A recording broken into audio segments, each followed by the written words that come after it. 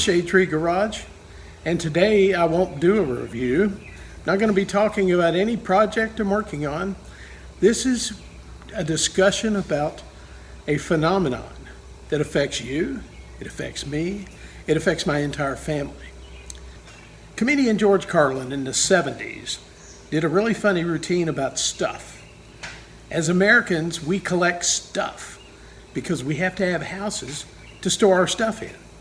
And then once we have too much stuff, we have a whole economy based on storing our stuff for somebody to watch over it, to keep it safe. And just think of all the storage units out there in the world today.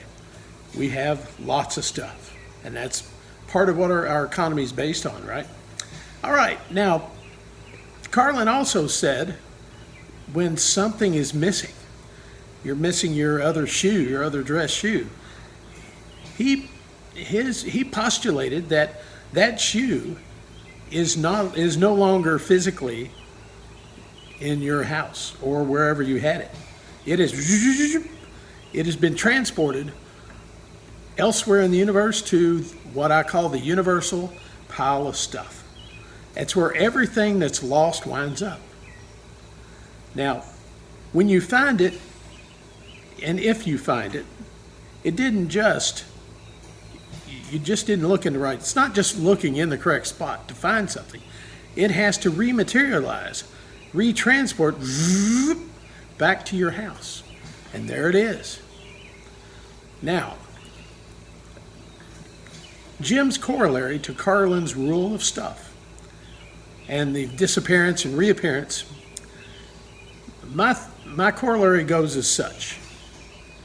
When you lose something, the only way to guarantee that it will reappear is to purchase its replacement.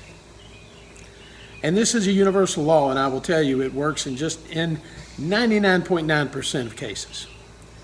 And I can show you our pantry in our house and our office as proof. That's why we have 6 staplers, 14 boxes of staples for those staplers. It's why we have 3 hammers. It's why we have 18 fly swatters. And the list goes on and on. Things you lose and cannot find, and you have to have it. So you go to Walmart or your favorite store and you buy the replacement. That's the only guarantee of the return of the original item. And that's a universal law that we've found. Now, let me give you some examples of how that worked. And the law of universal stuff, I believe, is probably governed by a higher power, with a sense of humor, I might add. Now, a couple of days ago, I was in the barn for something totally unrelated, and I had a flashlight and was just poking around, because by Kentucky law, all barns must be dimly lit. I mean, that's just a fact of life. So if you really want to find something in a barn, you better take a flashlight. That's a given. So I'm searching around my barn with this flashlight for something totally unrelated, and I see behind a bale of straw what appears to be the leg of a jack stand sticking out. And I'm like, that looks like a jack stand, I said to myself. And so I went to investigate, and of course had to move a bunch of crap out of my way. And I got to it, and sure enough, it was the mate to a jack stand I lost a long time ago. Pardon me, that disappeared a long time ago. I didn't lose it. It was just over to the universal pile of stuff somewhere in the universe. And it had returned. And so happy day. Now, I'd purchased this set of jack stands a dozen years ago. Why? Because my original pair of jack stands I had when I operated a body shop had disappeared. Gone. And well, damn it, I'll buy a new set of jack stands, which I did. Now, remember, I'm telling you the higher power has a sense of humor. So the jack stands were in the barn with everything else because I did not yet have a garage. And it came up that I needed jack stands. Well, I found one new one and I found one old one. So I had a pair of jack stands that were 20 years apart in age. And the older ones looked the age too. They were paints chipped and faded, and they're a little rusty around the edges, and the new ones are bright red and shiny. So now that doesn't make a bit of difference in using them, does it? The paint doesn't help hold up the vehicle you're working on. It's just that aesthetic. You're under the car and looking over your head, and you see a nice new jack stand on one side and this crappy rusty one on the other, and you're like, just reminds you that you've busted two pair. You haven't lost just one pair. You've lost one of two pair of jack stands. Well, anyway, so long story short, for some reason, and I don't know why, one of those new jack stands returned. So now I have a new pair. And so I was like, well, now I've got 3 jack stands. Well, no, I don't. The other old one has disappeared. And I'm not the least bit surprised. All right, now let me give you the other example. And this was just yesterday. Again, I was in the barn with a flashlight. Again, mandatory in Kentucky to you. If you want to find anything in a barn, you better take a flashlight. I was poking around for something completely different, and I saw what in a pile of dust looked to be an air tool. Now, I will tell you that as a result of this corollary, I have purchased replacements for all my air tools that I had from 40 years ago when I operated a body shop. I bought 2 new DA sanders, palm sanders. A grinder, an air, pneumatic grinder, and some other stuff. And lo and behold, I eventually, after purchasing them, I found the originals of mine. Now I had to rehab them a little bit, but I've got 4 DAs that all work.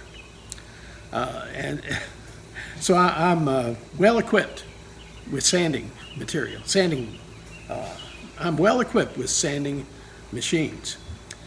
Now, one of the machines I had not replaced because of its expense was I had an 8-inch geared dual action sander, otherwise known in the trade as a mud hog. With an 8-inch pad, you can put a 36 grit stick-on disc on it, and it will chew through the body filler, especially if you've got some of that old body filler that dries hard as a rock, say metal reinforced body filler or long strand fiberglass body filler. It takes something really abrasive to grind that stuff down and get it worked. So that's where my mud hog came into play in my shop. Now, I hadn't used it probably 30 plus years. And it's been in the barn since we moved here because all my tools, everything ended up next door in the barn. And I hadn't seen those DAs in many years, and certainly not the mud hog, my original. So finally I broke down and bought a new one. And it's a beauty. Let's see, where is it? Right here. Yes, my new mud hog.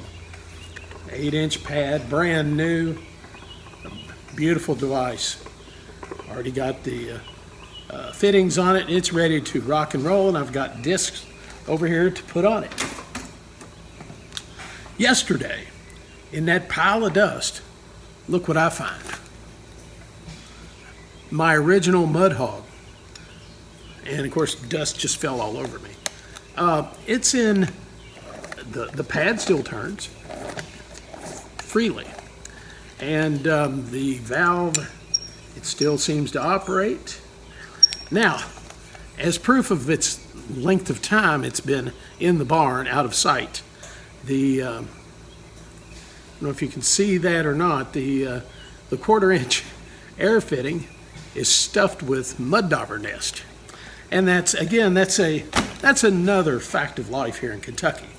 If you've got air tools, you better keep them in a drawer out of the way of mud daubers, or else they will deposit their young and some dead bugs for them to eat inside your air tool.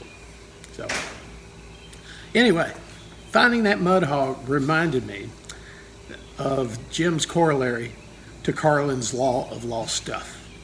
So if you're in your garage, if you're like me, you probably have a stick of 3/8 inch sockets and you're missing one, or a ratchet or an extension out of a set.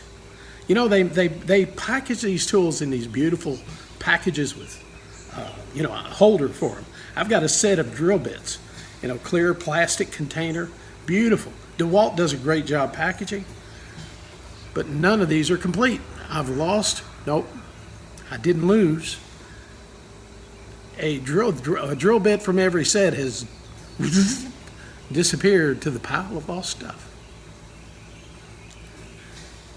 Now, generally, because drill bits are fairly inexpensive, I just buy another set. Unfortunately, I don't get a new set when I buy the replacement. I've just got a drawer full of incomplete sets of drill bits. And sockets kind of work the same way. Early on in my career as a do-it-yourselfer, when I lost a socket, or it disappeared, pardon me, when a socket disappeared, I went to Craftsman, which is what I had at the time, and I wanted to buy a single socket, 3/8 drive, 7/16 socket. That seems to be the one that disappeared more often than any others. And I could go into the Craftsman store in Sears, and I could buy that 7/16 3/8 inch drive socket. However, the size would not fit in its little snap-in spot in my container of tools. Wouldn't fit, too tall. So that one had to lay out, could not be packed in with this nice plastic case of tools. It had to go someplace else, which almost guaranteed that it too would disappear one day. So anyway, this explains a lot of things about my toolbox if you're looking for something. A set of anything is almost impossible to find. The best bet you have is to buy a couple of sets of 1/2 inch drive sockets or what have you, if you want to make sure you've got one when you need it. All right, well, that's going to do it. That's my corollary on the Carlin law of lost stuff. And oh, by the way, my sources at NASA, now they've confirmed that the moon landing was real. I watched it on TV.